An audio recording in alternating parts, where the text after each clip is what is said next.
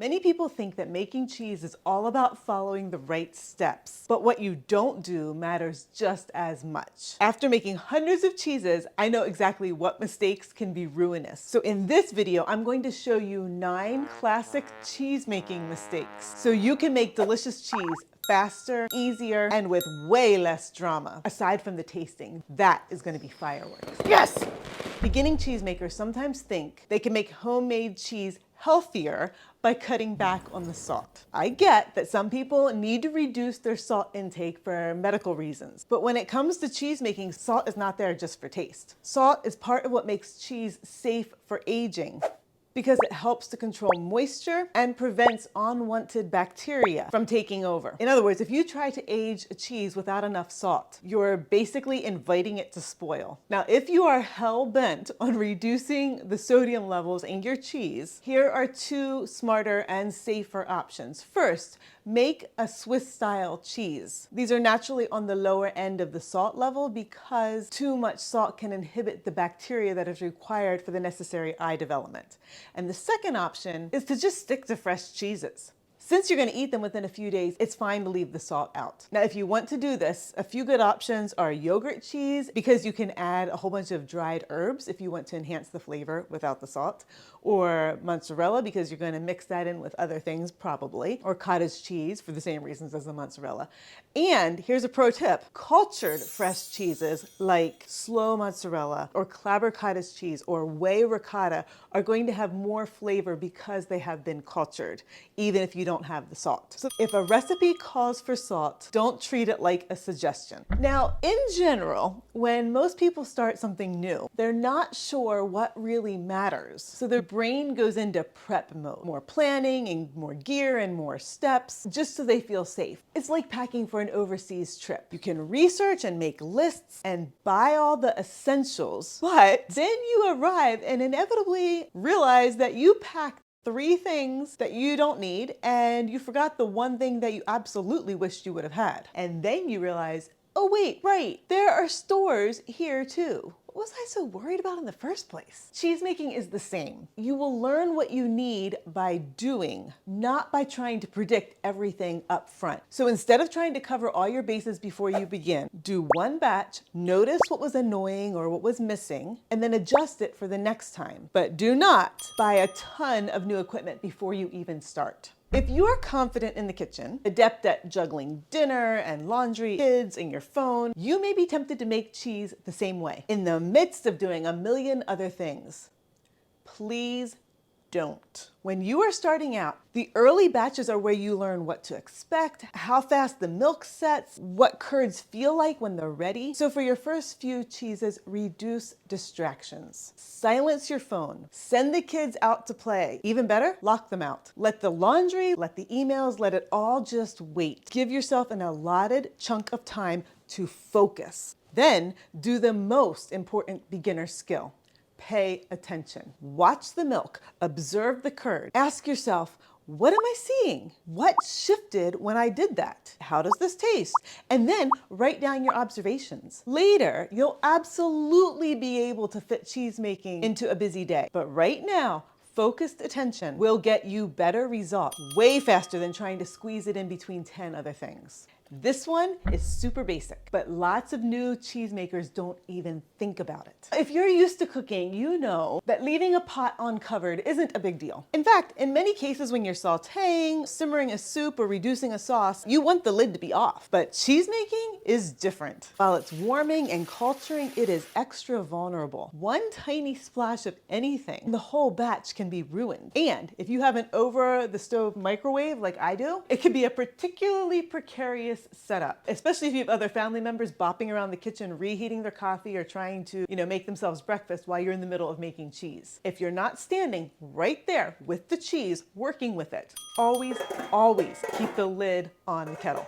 Many people get into cheese making because they're chasing that one magical cheese that they tasted in Italy, or that their grandmother used to make, or that they saw in some foodie magazine. And yes, you can make those cheeses, or at least try and get pretty darn close. But when starting out, don't lead with the specialty stuff. The bloomy rinds, the truffle this, the ash that, the made under a full moon, then aged for 159 days in a goat skin sack, in a cave beneath a flower-strewn alpine hillside. You know the type. Instead, start with cheeses you'll actually use all the time. High-functioning, straightforward cheeses that use basic ingredients and natural cultures, work with equipment you probably already have, don't require hands-on tending for days on end, and rely on the core skills that I teach in the cream method. The link for that is below this video. Once you get consistency and you know what you're doing, then you can experiment with the fancier cultures, specialty molds and the paper wraps and the pricey pH meters if you want. But at the beginning, do not fixate on the specialty cheeses. Now, this next mistake may feel impossible, but it is imperative that you not make it, or that you know how to identify when you do, because you will. Now that I have completely confused you by making no sense whatsoever, here's what this mistake looks like. You make your first batch of cheese, you taste it, and your brain immediately goes,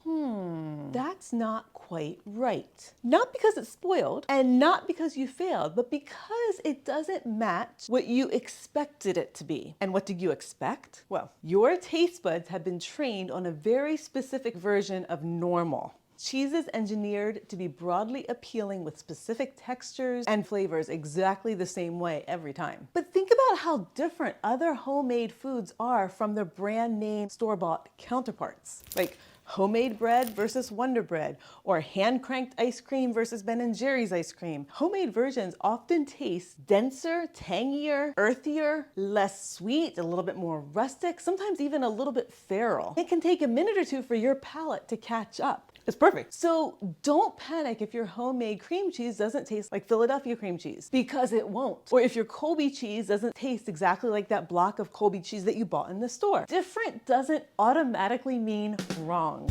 It often just means that your cheese is real food that's been made in a real kitchen. Over time, your taste buds will adjust, becoming more adept at detecting nuance and more appreciative of the variations. 7, a lot of cheesemakers get completely knotted up over this next one. In worst case scenarios, it even prevents them from starting to make cheese. Recently, one of my clients emailed a couple of photos of her blue cheese. The blue mold was starting to come in, but she was concerned because it was now giving way to some darker colored mold, and she wasn't sure whether or not to wrap them or just age them longer, or just give them to the pigs and try again. Now, if you're new to cheese making, these cheeses do look alarming. Since childhood, we've been taught mold is bad, so it is brain-twistingly confusing to create something, a food that we're going to eat raw, that's supposed to mold as part of the process. During ripening, the molds on the rind help to create a barrier that protects the cheese from the bad molds. So a moldy cheese might look really gnarly and like it's a problem, when actually those molds are acting as a living shield, taking up space so the truly unwanted molds don't move in and take over. Now, are there molds that you're supposed to be concerned about? Well, yes, in general. Experts say to watch out for black patches, pink or red spots, bright orange or fluorescent yellow areas, and long, hairy growth. But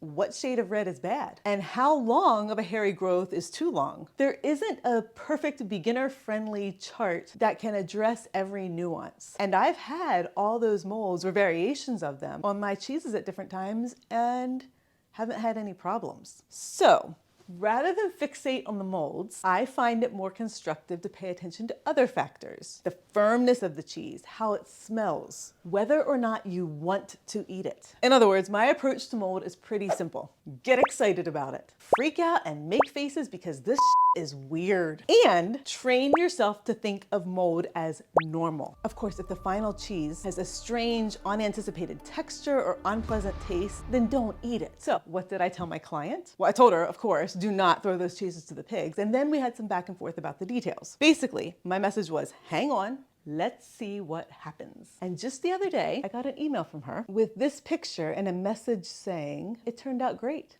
Look at that cheese, y'all. It is perfect. I've been wanting to make like a creamy blue cheese and I have not yet succeeded. So I do think that my client has surpassed me. I learned about this next mistake the hard way. As a baker, I often think more is better. More butter, more sugar, more chocolate, heck yeah. So when I started making cheese, I made the mistake of applying that philosophy to the rennet and the culture. The cheese would be a little bit better if I rounded up the rennet, right? And if there's a little extra yogurt or clabber in the container, I'll just add that in. It's not gonna hurt anything. Wrong. Too much rennet can make cheese rubbery and sometimes bitter.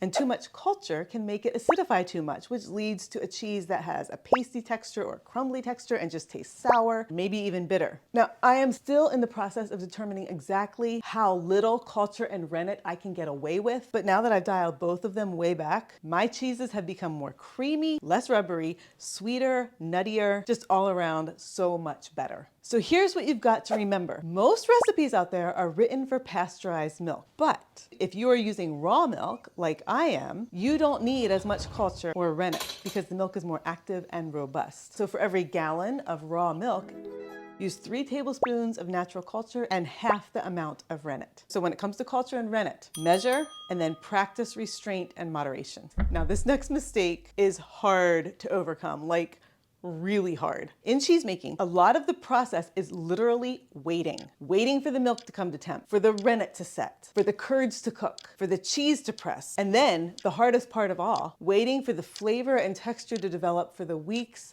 and months and sometimes even years that it takes for cheese to age. When you rush, you don't get faster cheese. You get weird textures and icky moisture levels and inconsistent results and bland flavors. So go slow. Be patient. Give the cheese the time it needs to do its thing. If you truly need something fast, there are plenty of quick cheeses to choose from. But if you want great aged cheese, you're gonna have to be patient. So now that you know what mistakes to avoid, the next question is, how do you actually start? Do you need molds, a press, a cheese cave?